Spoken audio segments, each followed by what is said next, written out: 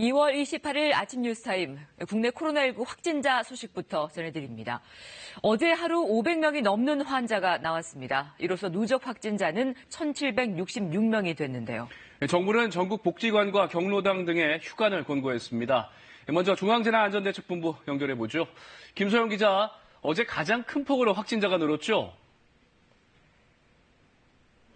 네, 어제 하루에만 확진자 505명이 추가됐습니다. 이로써 국내 확진자는 모두 1,766명입니다. 사망자도 1명 늘어서 모두 13명입니다.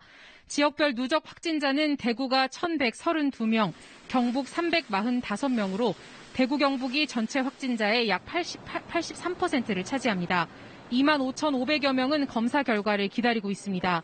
보건당국은 확진자 2명이 추가로 격리 해제돼 현재까지 26명이 완치 판정을 받았다고 밝혔습니다.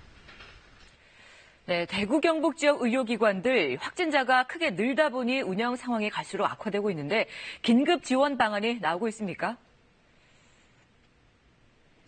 네, 대구 지역 의료기관들은 큰 어려움을 겪고 있습니다. 특히 확진자가 많이 입원해 있는 대구의 감염병 전담병원 4곳은 지원이 절실한 상황입니다.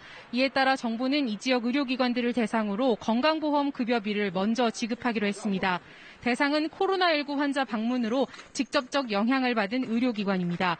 진료가 이뤄지기 전이라도 일정 수준의 급여비를 우선 지급하고 진료 뒤 발생한 급여비와의 차액은 나중에 정산하게 됩니다. 대구 경북 지역에는 의료진도 턱없이 모자란 상황입니다. 그래서 정부가 자원을 받고 있는데요. 현재까지 자원한 의료 인력은 490명입니다. 정부는 또 경북에 이달 말까지 811개 병상을 확보할 계획입니다. 취약계층의 감염을 막는 게 또 관건일 텐데 이 부분에 대한 대책도 나왔습니까? 네, 오늘 경로당이나 복지관 방문할 계획이 있으셨던 분들은 시설 휴관 여부 다시 한번 살펴보셔야겠습니다.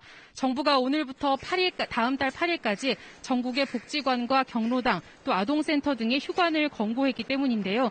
장애인 복지관이나 치매 안심센터도 당분간은 이용이 어렵습니다. 코로나19의 지역 확산을 방지하고 어린이와 노인, 장애인 등 취약계층의 감염을 최소화하기 위한 조치라는 게 정부 설명입니다. 다만 독거노인 돌봄 서비스는 그대로 유지합니다.